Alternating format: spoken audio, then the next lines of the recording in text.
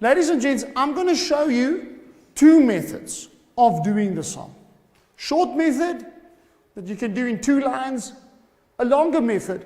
But I'm going to start with the longer method for a reason. The reason is the following, and you'll learn it very quickly, hopefully. I'm going to do the sum a tad different than your teacher that would do it in class.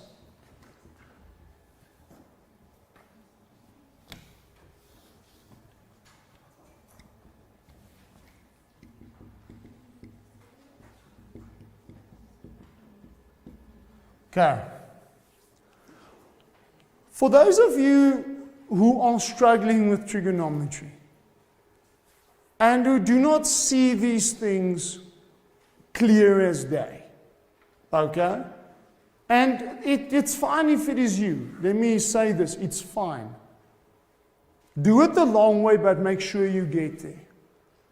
What I have found in the past is this. When teachers do this, they start on one side, manipulate the living daylights out of the sum, get to the right-hand side and go, ta-da!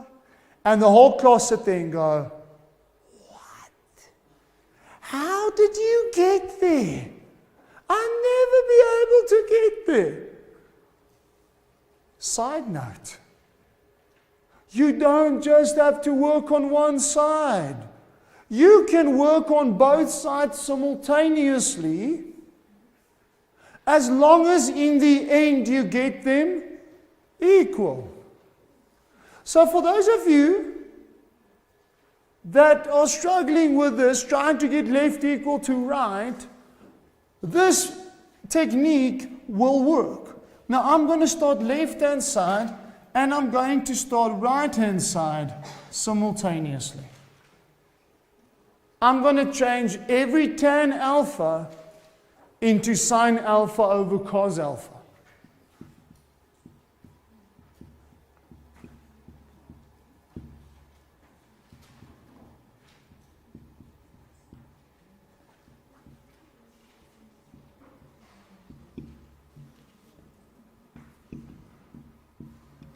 Okay? Now, please do understand, I know some of you are looking at me and going, but sir, this is a seriously long way. And the answer is, I know. But I'm trying to show you the technique of working both left as well as right. Now, I'm going to look at the right-hand side, and I'm going to put on the LCD because I've got a fraction. So it's over 1. So I'm going to put it on cos squared alpha, which leaves me then with cos squared alpha minus sine squared alpha over cos squared alpha.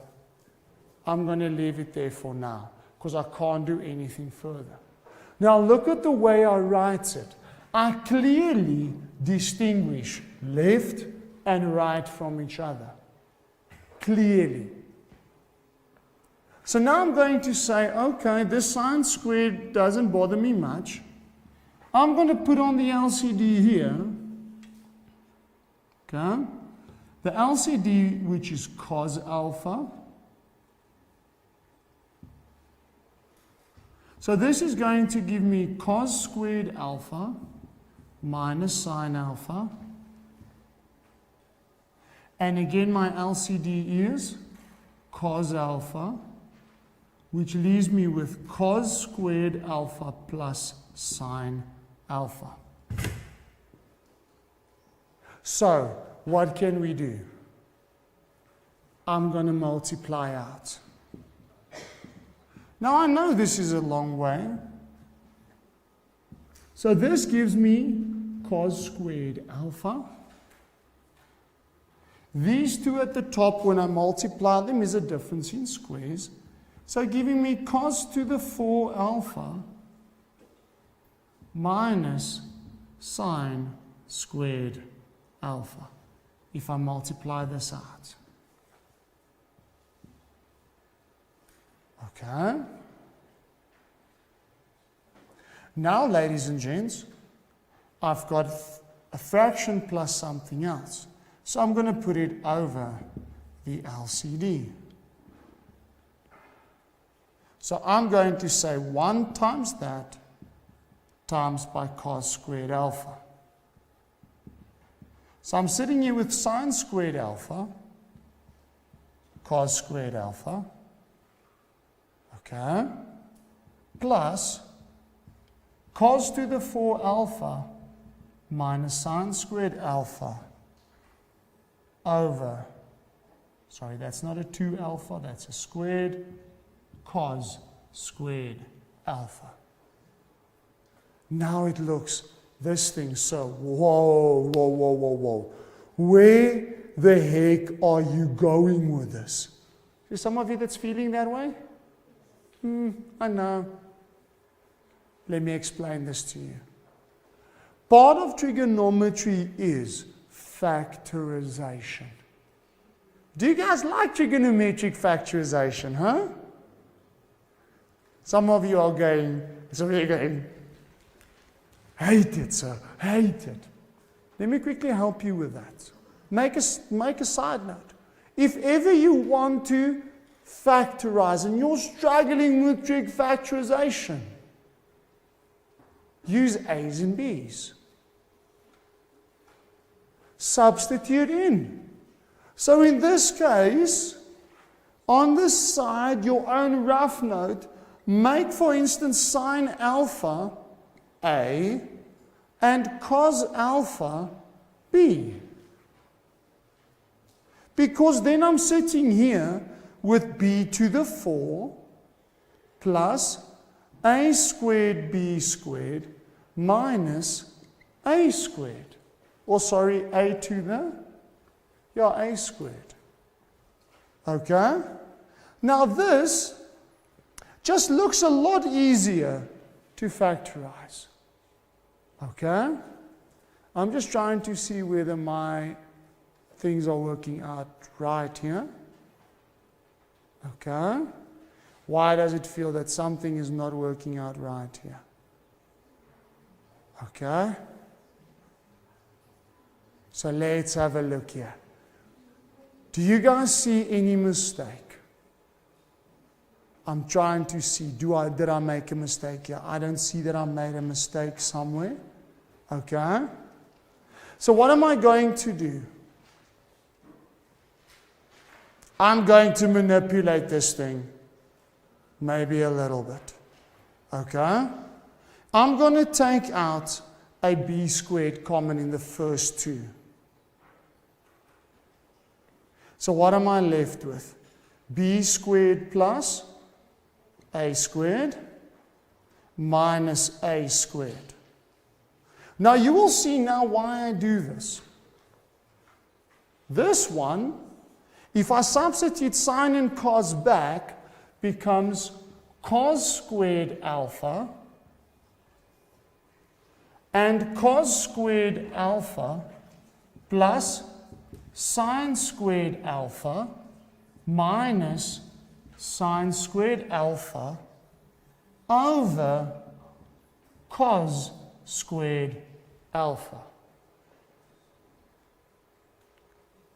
Why did I do this, sir? Can I quickly tell you one of my secrets? I'm a master manipulator. I look at where I want to go, and I've got a sine squared at the back.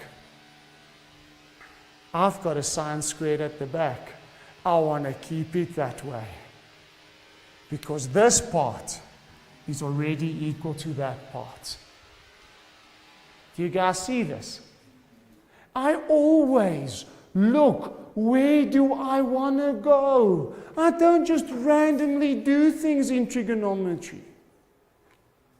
And this is equal to 1. Oh. Then I have that side.